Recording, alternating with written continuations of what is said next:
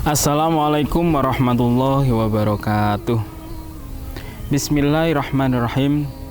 Alhamdulillahirabbil alamin. Asyhadu an la ilaha illallah wa asyhadu anna Muhammadar Rasulullah sallallahu alaihi wasallam wa ala alihi wa ashabihi amma ba'da.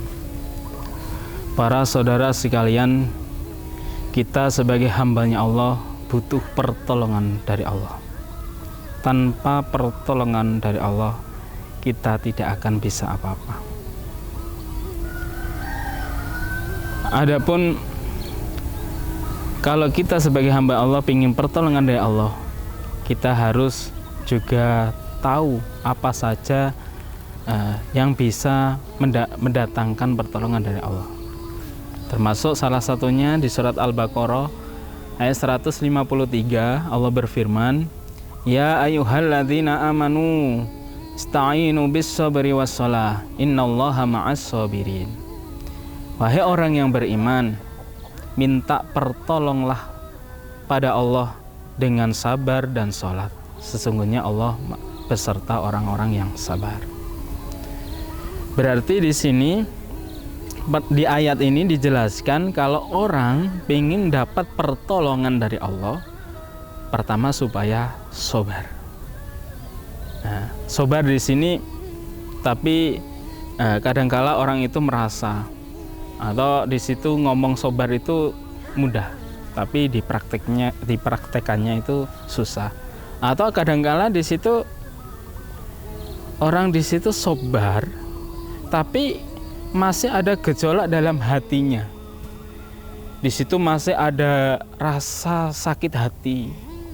Nah, yang di situ seakan-akan akhirnya karena kita di situ selalu sabar, seakan-akan kayak suatu masalah itu kayak menumpuk pada diri kita. Berarti kalau seperti itu dia belum mengetahui makna sabar yang sesungguhnya. Nah, itu. Padahal sabar itu suatu perintah yang harus kita kerjakan. Gitu. Di surat Ali Imran juga dijelaskan ayat 200, ya ayyuhalladzina amanu isbiru wasabiru warabitu. Di ayat itu diterangkan kita harus memang sebagai orang iman ya, itu harus sabar, bahkan menyabar-nyabarkan gitu, Tapi problemanya kenapa orang kebanyakan di situ sabar tapi masih banyak benjolan-benjolan, kayak masalah-masalah di dalam hati itu menumpuk malahan gitu. Bahkan ada yang di situ orang itu kelihatan orang ini sabar, tapi suatu ketika delala dia ngomong seperti ini. Sabar itu juga ada batasnya. Seharinya setelah dia ngomong seperti itu, dia ngomong di situ marah-marah kayak yang biasanya orang itu terkena sabar, orang ini kok seperti ini ya ternyata gitu. Mendapat nilai negatif akhirnya. Padahal dia di situ sering sabar. Berarti kurang mengetahui makna sabar yang sesungguhnya. Makna sabar yang sesungguhnya itu sebenarnya isbiru wastaghfiru. Sabar dan memaafkan itu sebenarnya makna yang sesungguhnya, itu gandengannya. Jadi bukan sabar saja, tapi di situ harus juga mempunyai sifat yang pemaaf.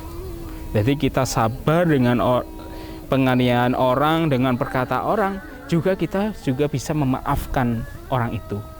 Termasuk di surat Asy-Syura dijelaskan ayat 43, walaman sobaro wa ghafaro inna dzalika lamin azmil umur. Jadi orang yang sabar dan mengampuni, itu satu paket. Jadi tidak hanya sabar-sabar itu saja, tapi supaya bisa di situ belajar memaafkan. Kalau dia di situ bisa sabar dan berusaha memaafkan kesalahan orang lain, maka dia akan menemui kesabaran yang sesungguhnya. Makna sabar yang sesungguhnya, dia akan mendapatkan ketentraman di dalam hatinya.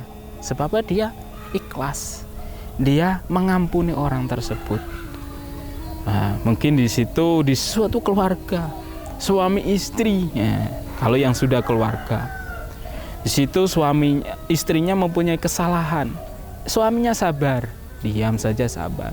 Kalau sabar saja di situ tidak mengampuni, akhirnya nanti suatu kita bisa jebol itu nanti.